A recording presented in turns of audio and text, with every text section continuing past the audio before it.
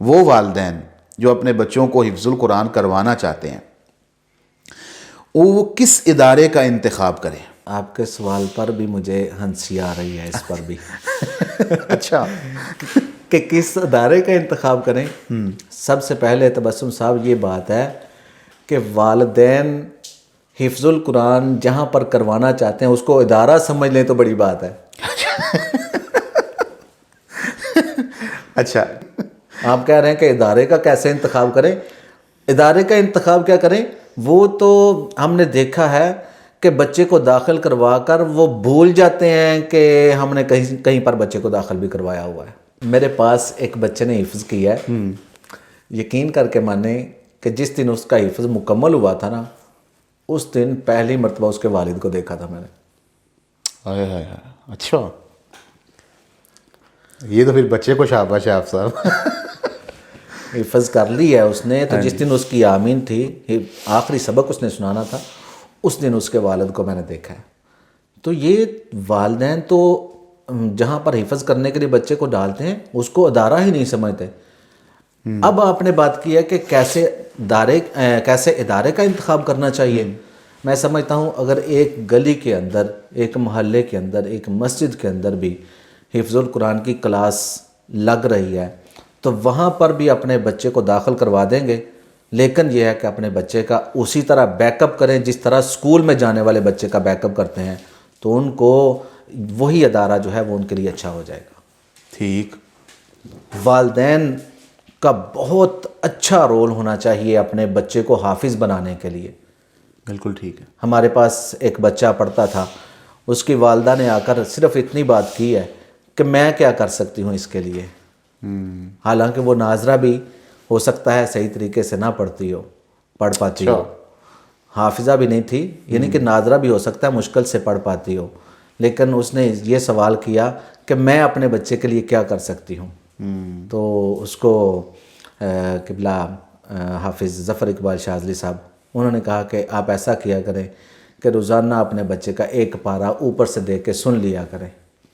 واہ. اس کی والدہ نے روٹین بنا لی کہ میں نے اپنے بچے کا ایک پارہ سننا ہی سننا ہے. آج اس بچے کو کبھی دیکھے اتنا اچھا حافظ ہے، اتنا اچھا حافظ ہے کہ کمال کا پڑھتا ہے. کیا بات ہے، یہ بہت بڑی بات کی آپ. لیکن والدین اس پر توجہ نہیں دیتے ہیں. والدین کے پاس اب سب وقت ہی نہیں ہے، وہ اپنے اسکول والے بچے کو ٹیوشن والی باجی کے میں سمجھتا ہوں کہ اب جو مدارس والے ہیں ان کو اس چیز پر سختی کرنی ہوگی، اس کے یونیفارم پر سختی کرنی ہوگی. ٹھیک ہے، سختی ایسی نہیں جیسے آپ نے بتایا کہ مار کٹائی والی، جی یہ والی نہیں، تنظیم کے ساتھ نا منظم کرنا چاہیے، منظم کر کے جو ہے. اور جس طرح اسکولوں میں پی ٹی ایم ہوتی ہے اس طرح پی ٹی ایم ہونی چاہیے. والدین کو بتائیں آ کر، بچہ ہمارے پاس وقت گزارتا ہے، جب گھر میں جاتا ہے تو وہ جو کچھ بھی جا کر بتائے گا والدین نے کہنا جی ٹھیک ہے، چاہے اس نے سچ بتایا چاہے اس نے جھوٹ بتایا.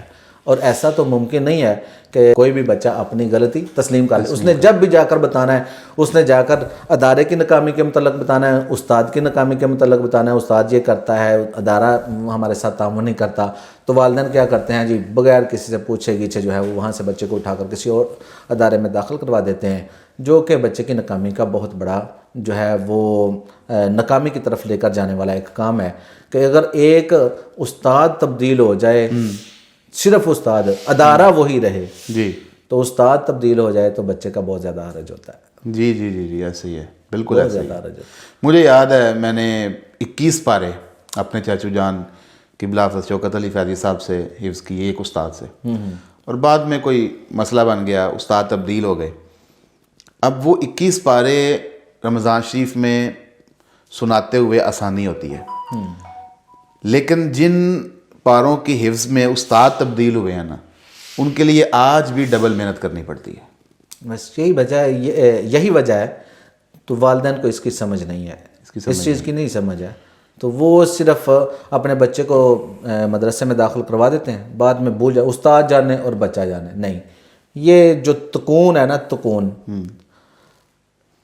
اس پر حفظ القرآن کی بنیاد ہے.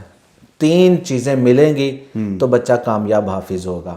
اچھا. طالب علم یعنی بچہ خود، اس کے والدین اور استاد.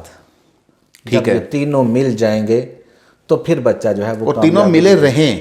رہیں.